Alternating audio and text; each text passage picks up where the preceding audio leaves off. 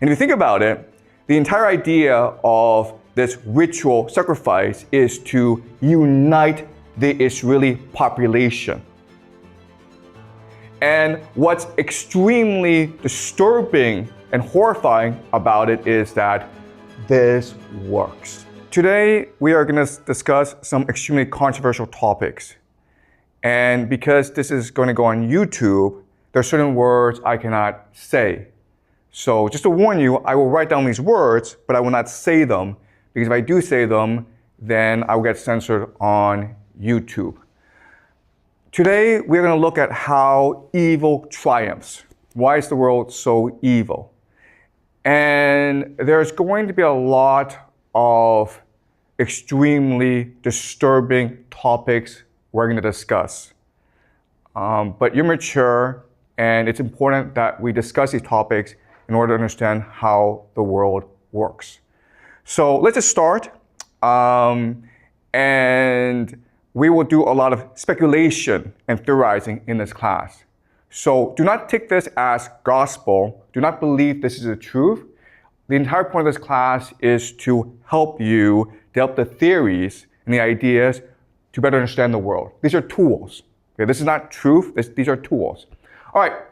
So the first question I have for you is, what is happening in Israel?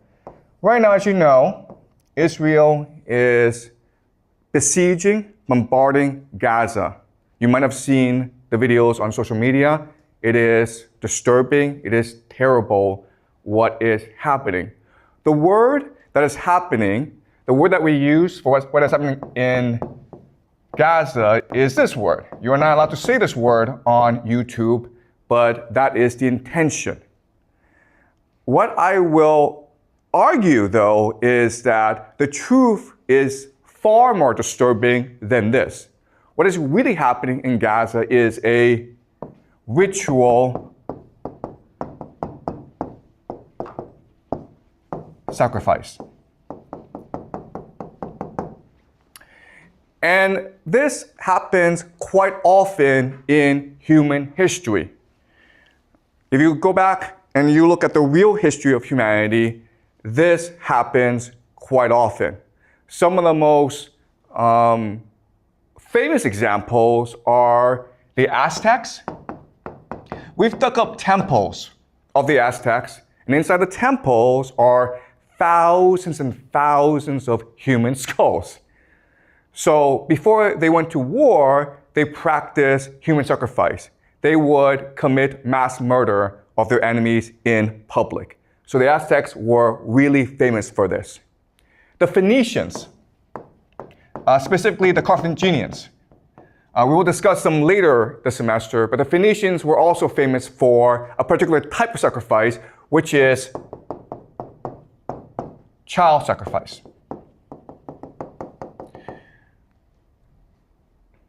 The Romans wrote histories insulting the Phoenicians for practicing this sort of sacrifice. But the Romans themselves practiced human sacrifice. What they would do is that after every major war, they would capture all the major leaders, all their enemies, and they would parade their enemies through the streets of Rome. This is something called the triumph. At the end of the triumph, they would gather enemies at the temple of Jupiter. Jupiter is their god. And then they would strangle to death their enemies. That's sacrifice. That's human sacrifice. They didn't call it that, okay? And they sort of disguised it, but we know for a fact that they did do this. So the question for us is, why is it that this happens? Why do the Aztecs do it? Why do the Phoenicians do it? Why do the Romans do it? And why is it today the Israelis do it in Gaza? And remember, okay, what the Israelis are doing is quite horrific because it is really this sort of sacrifice. Why? Because 47%, almost half of the population of Gaza is under 18 years old. So the majority of people who are getting killed are in fact children. What is most striking or blatant about what's happening in Gaza is that we can all see it for ourselves. And it's almost as though the Israelis want us to see it and want us to hate them. Right? You can see all over the world, popular opinion is turning against Israel. You have these popular protests all around the world protesting what is happening in Palestine. If they really want to do this, right, there are actually much more effective ways of doing this. For example, you could just poison their water. Or you could poison the air so that everyone in Gaza gets a fast cancer, right? We have the technology to do this. So Israel could do it this secretly and no one would talk about it. And in 20 years' time, 30 years' time, the population of Gaza would all be gone. It would be a very secret, right? Instead, they choose to do this in front of the world. And my argument to you is that this is intentional. They want the world to hate them.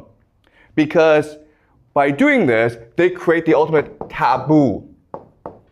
Right? We find this disgusting and contemptuous, so the entire world will unite against Israel. But guess what? That's what their religion wants. In the extreme form of Jewish eschatology, or their religion, they believe that at the end of the world, Israel will fight the entire world and God will help Israel triumph in the end. So what's really happening in Gaza is that there are extremists within the Israel government who want to accelerate the process of the end of the world where Israel will face the world. And if you think about it, the entire idea of this ritual sacrifice is to unite the Israeli population.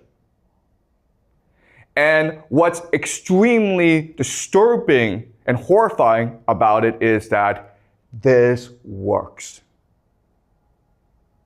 Why? Well, let's use an analogy, okay? The analogy is this. In Chinese history, the most popular military stratagem is to fight with a river behind your back. You guys have heard of this strategy, right? Where, okay, an army is losing, okay? It's being scattered by the enemy. So what the general does is forces the army to retreat to a river. And now with the river blocking your escape, you have a choice. You can either drown in the river or you can fight to the death. And most soldiers will choose to fight to the death. And so at this point, the soldiers are unified. They're galvanized. They're energized. And then they find a surge of energy to go and destroy their enemy. Okay, this is the most popular military stratagem in ancient Chinese history. And guess what? It's the same as Israel doing this right now in Gaza. It's the same logic. Yes? You have a question? So what is the river for the Israel? Yeah, that's a good question. What's the river right here, right? The river is a taboo, right? What's the worst thing you can do in modern society? Killing children, guys, right?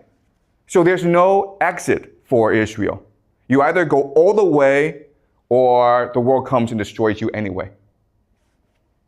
And in fact, what's really interesting is that if you go online, you will see Israelis go around the world and causing trouble everywhere. They're going to start fights.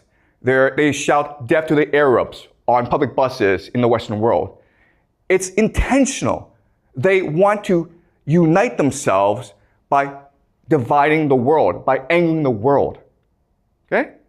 Does that make sense?